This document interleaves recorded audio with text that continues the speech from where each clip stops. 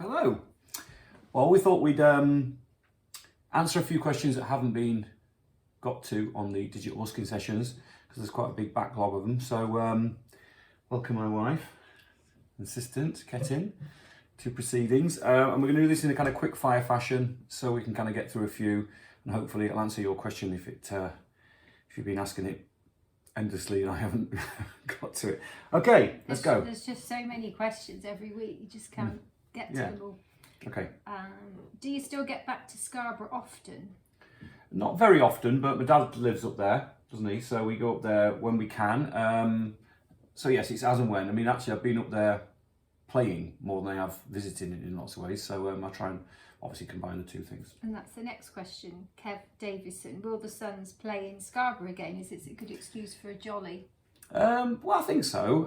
It'll depend on what the gig is and what's offered and what the situation is. I think me and Dave will probably go and play the TP again. I mean, it sort of depends, obviously, what's going to happen with the aftermath of the lockdown and the situation that's going to obviously inevitably impact on live shows. As we all know, things are being curtailed at the moment. But yes, in an ideal world, of course.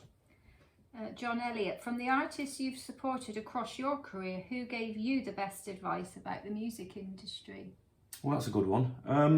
This is supposed to be 30 seconds per I'm not question. very good at 30 seconds. Come on. All right, I'm just trying to think. It's not that easy. Do you know what? John Bon Jovi was really good at discussing the whole process, and I got a lot out of. I don't think he gave me any advice directly, but he told me great stories about what they did to avoid the pitfalls. So I think probably that was the best experience because he was so coming. Martin Jarvis, if you could be a cheese, which one would you be?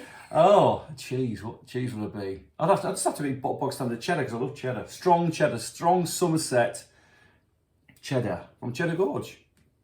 Robbie Harkin, has fame ever affected you? Crying out loud. Of course it has, on every level. But it's not really fame, is it? I mean, I think fame's a byproduct of having a level of success. Some people get it more than others. For me, I'd never liked the idea. With the height of the Little Angel success, I was getting stopped in the street and things like that, which was nice to start with, but I found quite, a little bit difficult, a bit awkward, really. As much as I spoke to everyone, I found it sort of a bit odd because I don't feel any different from the fans. Ash Sims, how good was it working with Toesland and how did that come about? Yeah, brilliant. I mean, James is a great guy. I got introduced to him through a mutual colleague and James was looking for something to pursue, because as most people who know James's history, he had a bad accident on his bike and couldn't ride anymore, and he's always been a musician, so we hooked up through that, really. I wrote him some songs. We hadn't known each other up until that point, so we were strangers, but the situation developed quite quickly and it was great fun, and he's a very, very hard-working guy, and I think we made some really good records. Very proud of the records we made together. Phil Scarborough asks, has Bruce Dickinson ever met Bruce Dickinson? I don't think he has, but this is interesting. He did get a royalty check from him for it once and had to give it back because it was on the same name. So then that prompted, I think we had to put the D in between his name. Bruce, was it Bruce? John. Oh, J. Bruce John Dickinson. Yeah, he had to change his name because he was getting confused. So yes, he did get a royalty check, which I think was probably larger than the ones we were getting at the time. So there you go. Yeah. Sally asks, when are you going to play your hometown, Lincoln? Oh, I've been trying, and I know he said I've never played it, but I have been talking to some promoters, and I was going to go and do an acoustic show there, and then that kind of couldn't happen for one reason or another. It just seems kind of like, I don't know, just for one reason or another, it just hasn't happened. But it's also with venue availability, and quite often you see when you play that area of the country, most promoters want you to go and play Nottingham or somewhere in Sheffield. But I have been pushing to try and get into Lincoln because I would love to do that. This is one for me. Sarah Thomas asks, which is my favourite song that you've ever recorded? Over to you. Well, obviously Womankind. Mm-hmm. And I really like Radical Your Lover and Too Much Too Young. I don't know. All of them. All of them. Yeah. No, not all of them. Not all of them. When you're out running, what tracks do you listen to? I don't. I don't listen to music. I find it too much of a distraction, weirdly. I know a lot of people say, "No, what you listen to," but I don't. I like the isolation of it because I spend so much time in my life listening to music or making music that actually in the quiet times, like something like a run, I much prefer not to have it. What song, Brian Reese asks, what song is the first that comes to mind and is always a must for adding to a live set list? Well, I think over the years it's just become almost impossible not to play Don't Pray For Me, because I think that was such a kind of milestone. And I think, hardcore fans and fans, like that tune, and it would be remiss of me not to play it. So probably that. Mm-hmm. Adam Parsons, what's your favourite Queen track and why? What, the Adam Parsons? The Adam Parsons. Oh, thank you, Adam. My favourite Queen track, it's very, very hard to say because I have so many favourites and they're all very, very equal pegging. I think if I'm pushed, really pushed, I think it would be We Are the Champions, because that was the pivotal, that was my introduction to the band, and I went sort of back from there. But I was only young when that came out, and I can remember specifically seeing the band on Top of the Pops or Old Grey Whistle Test, one of those programs. It was in a video that they made for it, and that was the very start of me wanting to be in a band. Simon Jones says, okay, so you had Fade Away hidden away for 20 years. Mm-hmm. Are there any other cool tunes hidden in the Jepson arsenal that we can look forward to hearing in the future? Yes, there are plenty. And it's a sort of strange relationship you have with your work when you're a writer, that sometimes some things just don't seem relevant or they don't seem ready, which is kind of odd, because the paradox of that is that I tend to write things very, very quickly, and if it's good enough, I use it. But there are certain songs that I have not necessarily held back, but I haven't used, or I've forgotten about. That's why I have the great the Earl Crooks to curate the back catalogue, because he's often sort of ringing me or sending me a picture, sending me an email saying, "Have you remembered this one? What about this one?" So yes, I think there will be some other stuff, and from my solo period as well. Yeah.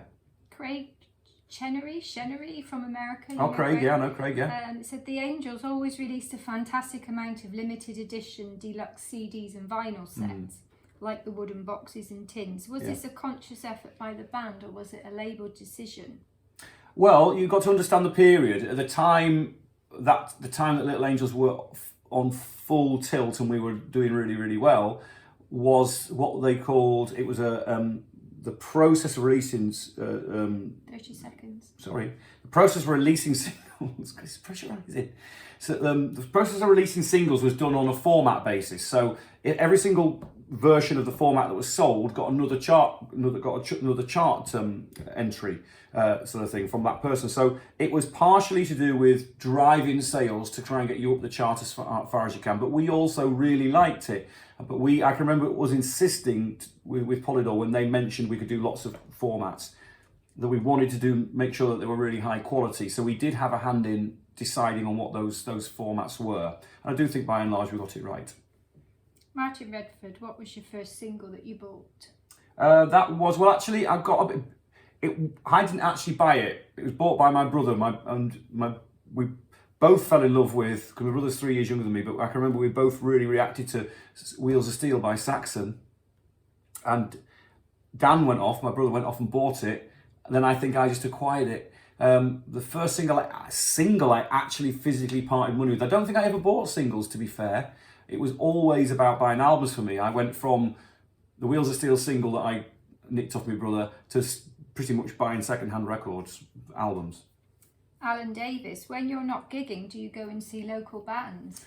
It depends who it is and for what reason, but I do try and get out. I have seen a number of things in Bristol, but mainly in Bristol, in places like the Fleece, where it's a decent venue and you've got decent PA. So it's occasionally, not as much as I'd like, actually. Stephen Hope, this is a bit of a long one. You've mentioned what it was like getting to number one, and you've also talked about the hard times that came with the success as well as getting there. But how does it feel? Does it feel different knowing you're a celeb? Definitely not celeb. Do you see yourself as a celeb, or is it just a job that you're fortunate to enough to love?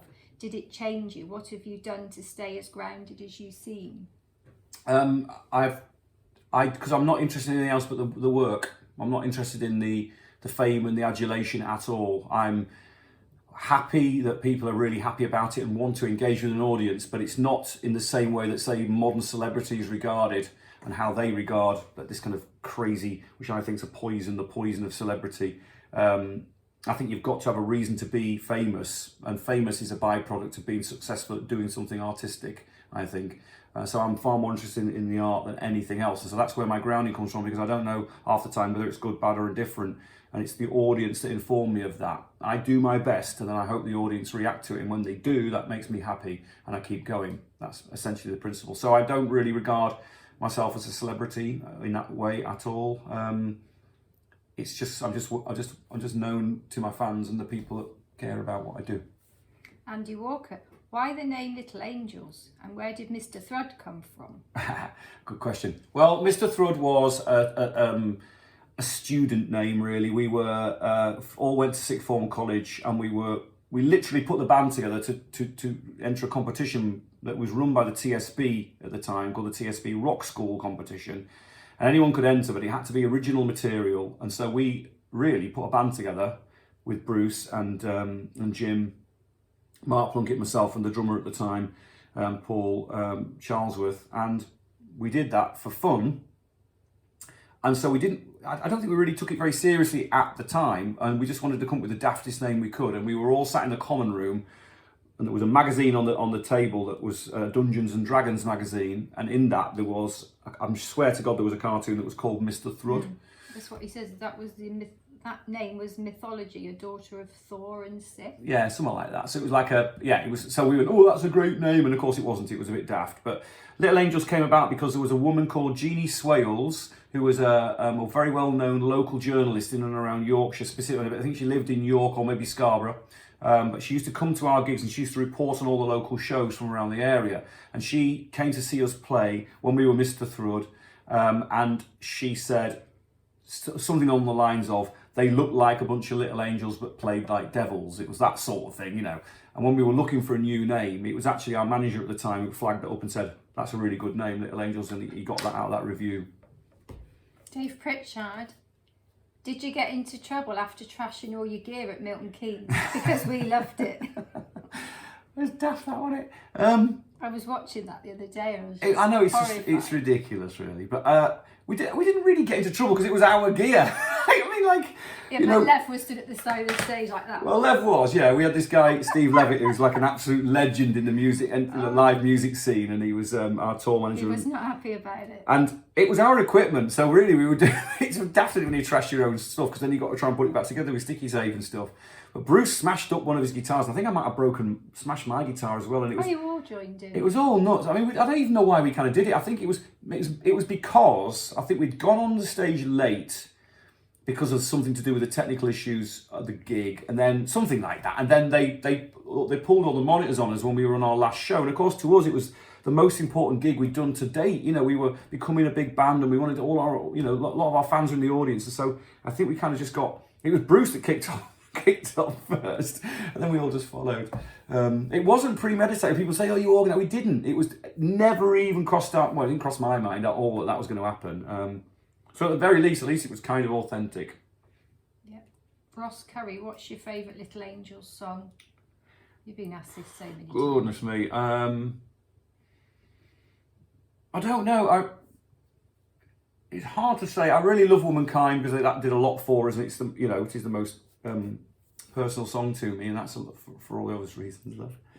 But also just I don't know. It was just it broke us really, and it's not the most favourite song of ours, I don't think, but sorry, of the audiences. But it did take us into that next level. It took us out of just in our own bracket and into daytime television and things like that. So it made a big difference. Simon Brown, I love a cover version dropped into the middle of an album. First Cut is the Deepest is a classic example. Was that on the album? Well, no, it wasn't. First Cut is the Deepest was on a German That was on a German album release or German compilation or something. We did it specifically Anyway, recorded are for there German. any covers that you would consider for future Wayward's album?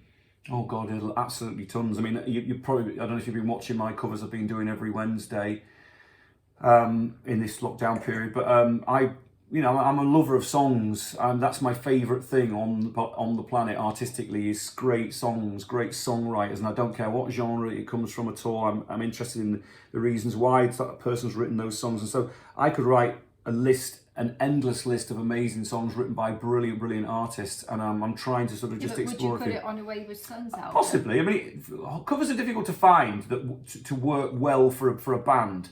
You've got to find something you can make your own. It can't just be a facsimile of what it was before. And so that's the challenge: finding good songs that you can make into your own. And next, Mark Goodwin. We've only got 3 more left.